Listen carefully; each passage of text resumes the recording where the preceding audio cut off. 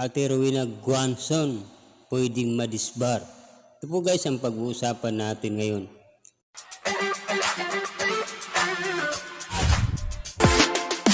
Luzon, Visayas at Mindanao, magandang araw po. Welcome muli sa aking channel.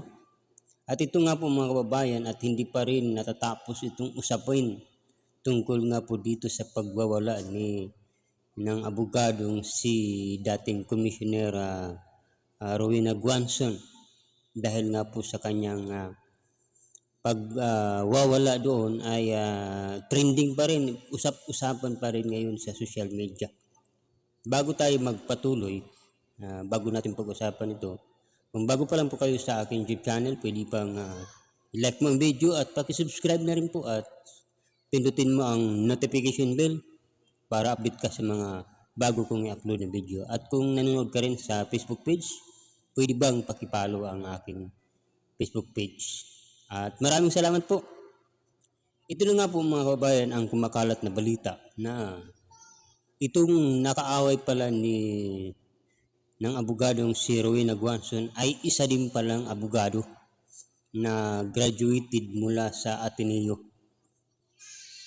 At ang balita pa po mga kababayan ay sinasabi nga po na magsasampa daw po ito ng kaso sa korte kaya laban kay Rowena Guanzon para madisbar dahil nga po sa kanyang hindi magandang inasal. Naku po mga kababayan ay alam mo dahil sa ginawa ni Guanzon parang hindi niya naisip na isa pala siyang profesional.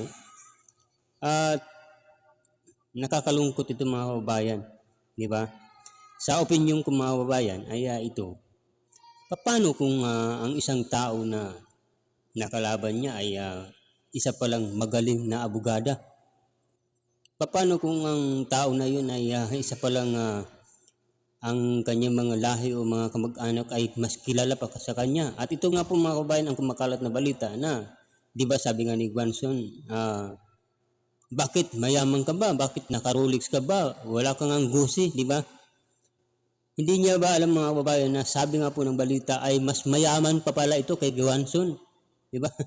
Kaya mahirap kasi mga kababayan yung ina-underestimate yung katayuan ng isang tao porque hindi nakasuot ng mga mamahaling relo ay minamatang pobre na ng isang nagngangarap na maging opisyal ng ating bansa. Kaya ito po mga kababayan ang balita ngayon, nakakalungkot ito kasi nga sabi nga po ay baka daw po ito madisbar dahil nga po kakasuhan. Paano nga po mga kababayan kung magaling pala itong abogadong ito na nakalaban ni Guanzon, kasi hindi naman siguro, sa tingin ko hindi naman siguro siya sinigawan na wala ka bang pambili ng o hindi, bakit di ka na lang manatili sa bahay, di ba?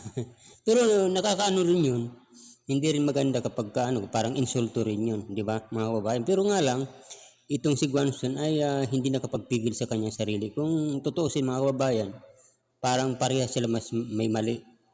Ang approach siguro ay hindi tama, pero sa tingin ko dahil nga po ay hindi natin talaga makuha yung tutok hanggat hindi naglalabas ng opinion itong nagsalita ay hindi natin malalaman mga kababayan. Hindi natin malaman kung ano ba talaga ang totoong nangyari. Kaya kasi nga ang video ay tungkol lamang doon sa umpisa sa pagsisigaw ni Guanzon na talagang parang nag-iskandalo, kaya nga ang kaso dito parang alarm scandal. Meron niyang kaakibat na na pananagutan sa batas. Bilang isang abogado, hindi dapat ang ganyang asal ang maipakita mo doon sa kapwa mo. Di ba mga kababayan? At sa opinion ko mga kababayan, alam naman natin na itong si Guanzon ay nangangarap din na maging isang politiko o tumakbo bilang senador. Sa opinion ko mga kababayan ay siguro hindi dapat sa nakikita nating inasal ng isang tao, hindi dapat na mabigyan ng isang pagkakataon sa isang posisyon sa gobyerno. Kasi abusado na, ang tawag dito, abuso. Pag-aabuso sa kapangyarihan. Ang dami nagkakampi sa kanya, lalo nito si Robin Padilla, iba-ibang klaseng mga kilalang mga personalidad. Ngunit ah,